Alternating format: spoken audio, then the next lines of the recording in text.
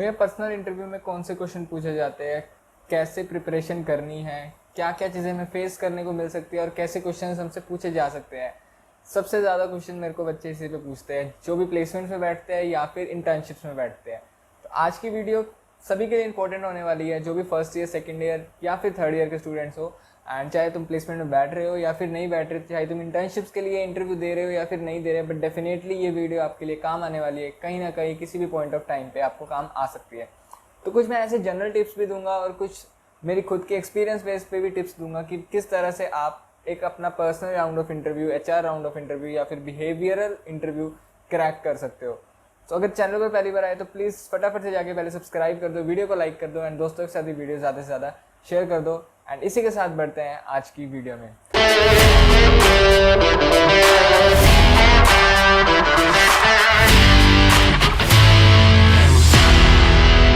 तो देखो, personal interview सबसे पहले मैं कुछ आपको टिप्स दे देता हूँ फटाफट से कि किस तरह से आपको क्रैक करना है अपना personal interview. So without any further edu, number 1 tip is clarity of resume.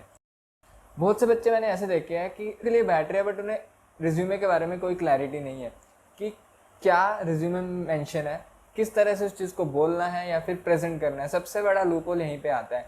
तो ऑलवेज मेक श्योर कि कभी भी आप अगर इंटरव्यू देने जा रहे हो तो आपका रिज्यूमे में क्लैरिटी हो, रिज्यूमे में क्या मेंशन किया हुआ है, क्या आपकी हॉबीज़ है, वो आपको अच्छे से याद हो। ठीक है, अगर रिक्रूटर पूछ रहा है कि आपने सीवी में ये मेंशन किया हुआ है तो उसमें आपने क्या किया था, अगर आप उसका आंसर दे देते हो अच्छे से फिर तो बहुत सही है। ठीक है, फिर तो आपका प्लस पॉइंट बन जाता है। और आप ये भी मेंशन कर सकते हो इससे आपकी क्या स्किल बढ़ी। आप लिख सकते हैं कि मुझे एसईओ के बारे में ज़्यादा पता लगा, या कंटेंट के बारे में पता लगा, ट्रेंड्स के बारे में पता लगा, किस तरह से अडेप्ट कर सकते हैं चेंजेस को ये पता लगा, और क्लाइंट के साथ डीलिंग कैसे करनी है ये पता लगा। तो इतनी सारी चीज़ें आप अगर बता देते हो with in 40 to 50 second of asking इस क्वेश्चन, तो वो एक प्लस पॉइंट बन जाता है। अगर आप ब्लैंक हो जाते हो तो वो नेगेटिव पॉइंट बन जाता है। तो ऑलवेज मेक श्योर जो भी सीवी में लिखा हुआ आपको उसके बारे में अच्छे से नॉलेज हो, अच्छे से उस चीज़ को आप डिस्क्राइब कर पा रहे हो, अच्छे से उस चीज़ को एक्सप्लेन कर पा रहे हो। पहला पॉइंट यहीं पे खत्म होता है, बिकॉज इस पर चर्चा कितनी भी कर सकते हैं आप। नंबर 2 आपका आता है जॉब प्रोफाइल। जिस भी जॉब प्रोफाइल के लिए आप अप्लाई कर रहे हो तो ऑलवेज मेक श्योर उसके बारे में पढ़ के जाओ। कंपनी की जॉब प्रोफाइल, मैं ऑडिट एसोसिएट के लिए बैठा हूँ अपनी कंपनी में, तो मुझे पता है कि ऑडिट एसोसिएट में क्या काम हो सकता है, क्या मेरी रोल्स एंड रिस्पॉन्सिबिलिटीज़ हो सकती हैं, और वो जो रोल्स एंड रिस्पॉन्सिबिलिटीज़ और जो मेरा स्किल सेट है वो कैसे मैच कर रहा है। आपको इस चीज़ के बारे में पता होना चाहिए। ठीक है, अगर कोई ऐसा आपका लीडरशिप रोल है या फिर कंसल्टिंग में जा रहे हो, आपका फ्रंट एंड कंसल्टिंग का रोल है कि आपको क्लाइंट्स के साथ डील करना है, तो सबसे बड़ी अगर आपके स्किल सेट में कम्युनिकेशन स्किल्स आ जाते हैं कि आपकी कम्युनिकेशन स्किल्स बहुत अच्छी है, तो वो वहाँ पे सिंक कर रही है। क्योंकि क्लाइंट के साथ बात करने में तभी मज़ा आएगा जब आप कम्युनिकेट अच्छे से कर पा रहे हो। नंबर 2 आपकी नेगोशिएशन स्किल्स अच्छी है, आप अच्छे से बता पा रहे हो, आप अच्छे से नेगोशिएट कर पा रहे हो, और आप अच्छे से एक्सप्लेन कर पा रहे हो, या फिर प्रॉब्लम सॉल्विंग अगर आपकी स्किल है तो आप सॉल्यूशंस दे पा रहे हो क्लाइंट्स को। तो वो चीज़ है। तो आपके जो स्किल सेट है और जो कंपनी की जॉब प्रोफाइल है उसमें क्या चीज़ मांगी जाएगी, अगर वो आपके स्किल सेट से मैच कर रही है तो definitely company will select you without any second thought. Sorted. तो दूसरी चीज़ आ गई जॉब प्रोफाइल। तीसरी आ गई कंपनी के बारे में पढ़ के जाओ, क्योंकि काफ़ी बार ये होता है कि कंपनी के बारे में पूछ लिया जाता है कि आप इस कंपनी में बैठ रहे हो तो आपको इस कंपनी के बारे में क्या पता है, कंपनी कितनी प्रोफाइल्स में डील करती है, कंपनी क्या क्या चीज़ों पे फोकस करती है, कंपनी की कोर वैल्यूज़ क्या है, कंपनी कब इस्टेब्लिश हुई थी, कंपनी की फुल फॉर्म क्या है। ये कुछ बेसिक क्वेश्चंस आपसे पूछ लिए जाते हैं। उसके बाद सबसे बड़ी चीज़ आती है कॉन्फिडेंस। जो भी आंसर दे रहे हो कॉन्फिडेंस के साथ आंसर दो, डाउट में मत रहो। ठीक है, अगर आप डाउटफुल होकर आंसर दे रहे हो तो फिर वो मज़ा नहीं आता, वो कॉन्वर्जेशन नहीं बन पाती। तो ऑलवेज मेक श्योर कॉन्फिडेंस के साथ जाओ, बिकॉज ये एक नॉर्मल 2, 3, 4 बंदों के बीच में डिस्कशन हो रही है। ठीक है, don't take it a 1 way conversation, take it a 2 way conversation. ठीक है, अब वो तभी हो सकता है जब आपके पास कुछ बोलने के लिए होगा, आपके रिज्यूमे में कुछ चीज़ें होगी, बिकॉज मेजरली बिहेवियरल इंटरव्यूज वही होते हैं जो आपके सीवी से ज़्यादा रिलेटेड होते हैं। जो आप अपने इंटरव्यू में इंट्रोडक्शन में मेंशन करते हो उसी पे चीज़ें घूमती है। अगर आपने बोला कि मैंने स्टार्टअप किया था अपने कॉलेज लाइफ में, तो वो स्टार्टअप्स पे चीज़ें पूछेंगे कि स्टार्टअप कैसे किया, क्यों किया, इससे क्या बेनिफिट हुआ, कितना इम्पैक्ट हुआ, क्या रेवेन्यू जनरेट हुआ, सोशल वेलफेयर के लिए था या फिर प्रॉफिट के लिए था, कम्युनिटी आपने कैसे बनाई और क्यों आइडिया आया आपका। तो ये सब चीज़ें पूछी जाती है। ठीक है, तो आपको सभी चीज़ें का अगर वाई पता है ना तो आप आराम से एस कर सकते हो अपने इंटरव्यूज़, फिर आपको कोई दिक्कत नहीं है आने वाली।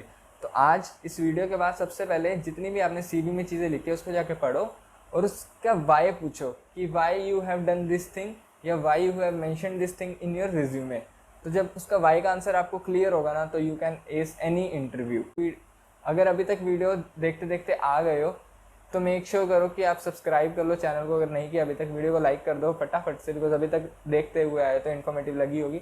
एंड लिंक्डइन पे आप कनेक्ट हो सकते हैं, मैं काफ़ी ज़्यादा पोस्ट वहाँ पर करता रहता हूँ, तो कॉलेज से रिलेटेड, प्लेसमेंट से रिलेटेड, इंटर्नशिप से रिलेटेड और इन जनरल स्टूडेंट से रिलेटेड, तो आपको काफ़ी रिलेटेबल पोस्ट वहाँ पर देखने को मिलेगी।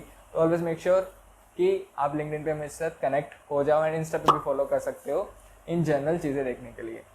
उसके बाद फर्दर पॉइंट्स पे बढ़ते हैं, वीकनेस और स्ट्रेंथ। ऑलवेज मेक श्योर आप दो वीकनेस और दो स्ट्रेंथ्स अपनी प्रिपेयर रखो।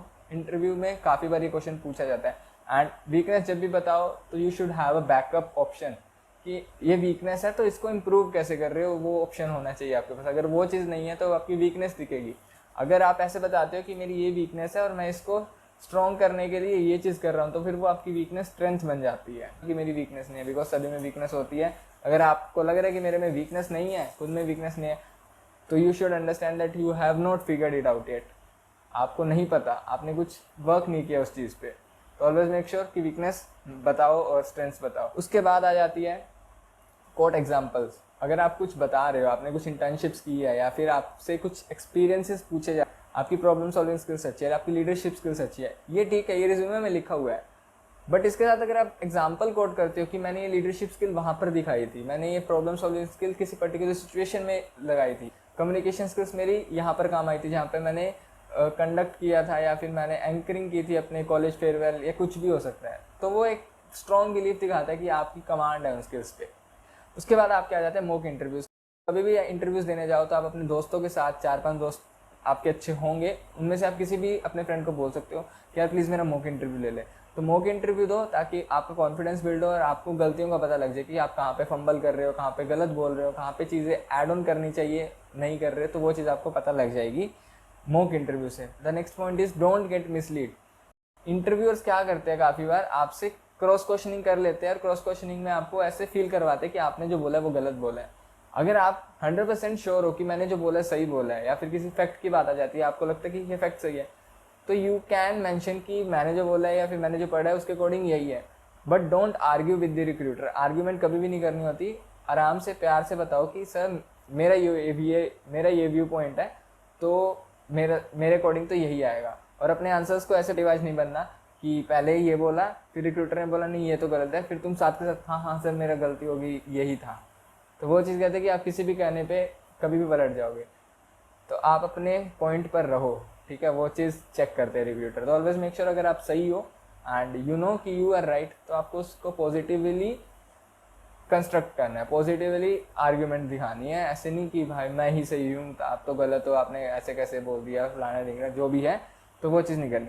उसके बाद स्टोरी टेलिंग काफ़ी ज़्यादा इंपॉर्टेंट पॉइंट आ जाता है एंड काफ़ी बच्चों में लैक करता है। आप स्टोरी नहीं क्रिएट कर पाते। अगर आप किसी सिचुएशन को डिस्क्राइब कर रहे हो तो टुकड़ों में डिस्क्राइब कर रहे हो। मैंने हाँ कम्युनिकेशन स्किल लगाई तो थी, इस इवेंट में लगाई थी, उस इवेंट में लगाई थी, ऐसा नहीं होता। आपको थ्रू आउट द फ्लो बनाना होता है, 40 to 50 सेकेंड के अंदर एक्सप्लेन करनी होती है चीज़ें। कि जैसे कि एक पर्टिकुलर कॉलेज के अंदर पर्टिकुलर इवेंट हुआ था, वहाँ पर मुझे एज ए लीड पोजीशन दी गई थी ताकि मैं अपनी टीम को लीड कर सकूं, और जब लीड किया तो मुझे कम्युनिकेट करना था उन सभी के साथ अच्छे से, एंड उन सभी को डेलीगेट करनी थी ड्यूटीज़ वगैरह। तो मैंने इस तरह से डेलीगेट की, इस तरह से ड्यूटीज़, और इस तरह से मैंने लीड की टीम को, जिसकी वजह से काफ़ी अच्छे रिजल्ट्स आए। एंड वो इसलिए हो पाया बिकॉज मैं अच्छे से बता पा रहा था, उन्हें अच्छे से समझा पा रहा था, और वहाँ पर मेरी कम्युनिकेशन स्किल्स का यूज़ हुआ। तो एक स्टोरी बन गई ना, रिक्रूटर भी कनेक्ट कर रहा है, कि रिक्रूटर भी चला जाता है उस जोन में कि हाँ एक इवेंट हुआ होगा जहाँ पर इसने एक लीड कर रही होगी। आपके माइंड में भी पिक्चर बन गई होगी जब मैं आपको ये चीज़ बता रहा था। दो it hasn't happened but still आपके माइंड में पिक्चर बन गई, तो उसको बोलते स्टोरी क्रिएट कर दिया आपने, जो एक्चुअल में एग्जिस्ट ही नहीं करती, बट आपको इंटरव्यू में सच बोलना है।